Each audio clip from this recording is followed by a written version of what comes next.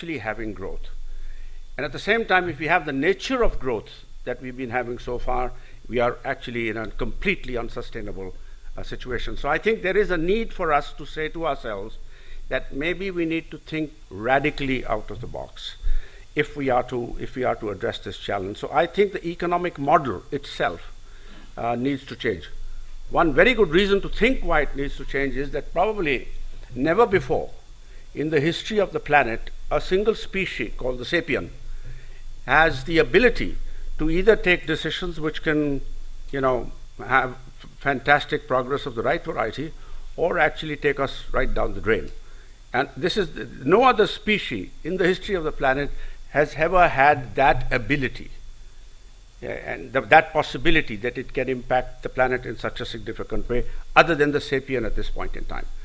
The sapien also, incidentally, interestingly, is seen its most massive growth over the last 100-odd years. During the 20th century itself, it grows from a 1.5 billion population to a 6 billion population just in the short period of 100 years. And if that kind of four times growth, if you were to think about it and say that the next century, which is the 21st century, were to grow at the same pace, just imagine we would be 28 billion people on this planet. Thankfully, no estimate is suggesting that that would become reality. But the other reality is that certainly by 2050, we will be 9 billion. We will be 9 billion, if not 10 billion. And even though, therefore, the rate has been curtailed, it still is a very, very large number. And why is that still a problem? Why is it a problem? And the reason why it is a problem is that this species called the sapien is actually not a conserving species.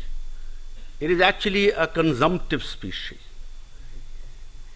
And the irony of it is that in this 7 billion that we have today, hardly 1.5 billion are actually consuming the planet at a level which is creating the kind of damage to the environment that we have seen. We've still got probably about 6 odd billion or 5.5 billion people on the planet that are not actually responsible for creating the damage to the environment. That is the current reality. So there's something very, very disruptive and problematic with the way this species, which is ourselves, is addressing the planet in this current sort of forum. And if, therefore, this 5 billion, which is today nowhere near the kind of consumptive levels, has to be addressed, as I said, in humane terms, we are not likely to be able to find solutions. And hence the need to change the economic model. Also think about it this way. For the first time, the swell of people who will walk into the labor market, so to speak, is going to be the highest. The economic model, incidentally, says to everybody who is a corporate head, who runs an organization, small or big, one of the reasons why CEOs get the kind of bonuses that they get is if they can demonstrate at the annual general body meeting that guess what, we've either been able to produce more or we've been able to produce the same with less labor, they actually get bonuses. So the economic model is saying use less labor, which means provide less livelihoods at a point in time when the surge is going to be terrific on the planet. We are actually, the economic model is saying, can we give credits and kudos to those who can do with less labor? So fundamentally, the terms of trade in the economic model are pitched heavily against people, human beings, and hugely in favor of capital, which is nearly actually comes at zero cost today, and the world is now contemplating negative inflation rates just precisely to make sure that the advantage that capital has over labor does not disappear. Now, so there is a big fundamental clash in the economic model. And if some of us don't come up and think about what that new nature of economic model has to be, then I suspect that we are in trouble. And so my one big message is for all those who are thinkers and contributors to think tanks and the like, we need to do some good work, including our moderator who comes from the Delhi School of Economics, And I'm sure that that's the kind of place where such kind of intellectual deep thought is required. So one big message, the economic model. The second big message I would say is that if at all, even we have to persist with the current economic model, then one thing has to be done, is that the cost of goods and services that the planet produces, the cost of goods and service must cover the real cost. But one question that therefore we might ask ourselves, what are the nature of things that we should do? What are the nature of things that we should do? And in the nature of things that we should do, there's no question that enhancing the nutritional, the safety, and the education of children is vital. And within the subset of children is the girl child. We all know the comment that you educate a boy, you educate an individual, you educate a girl, you educate an entire family. That is actually real. And we experience that in the field all the time. And hence one of our big programs in Save the Children International and India is precisely that. So I think one big comment is empower them with the fact of education, better nutrition, and there's a whole bunch of initiatives that we can think about that. As I said, I'm going to stay on somewhat on the big picture story.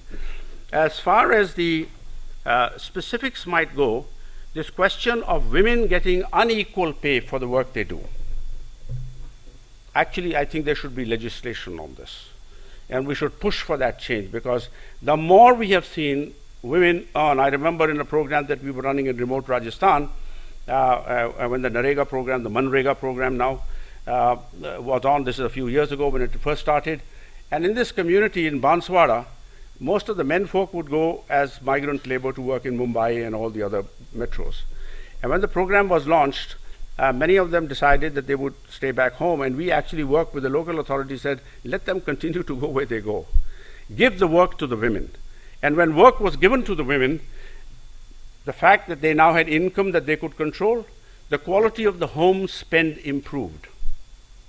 So better nutrition for the family, more work for fact of on education, greater likelihood that all the children, boys and girls, would both get better healthcare responses. So this question of equal pay and getting them into the workforce, and one very, very fundamental is that a lot of the work that women do in home as homemakers, we have to find an economic model that captures that value.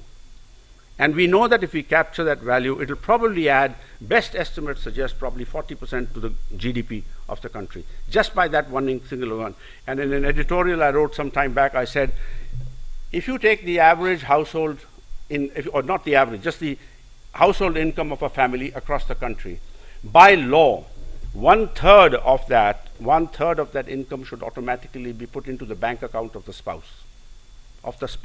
Because it's the spouse who actually also contributes equally to the fact that the main income earner of the family is able to go out and do the kinds of things that he has to do to bring, he or she has to do to bring household stuff for the household. So if you do that, you will very dramatically change the terms of trade in favor of women and children, and their vulnerability will therefore get reduced. And on remote communities, incidentally, let me just end by saying, rather than having them feel, and this is a specific comment, rather than having them feel that they are just simple receivers of largesse from the better informed communities, nobody understands local situations and how to preserve them better than local communities do.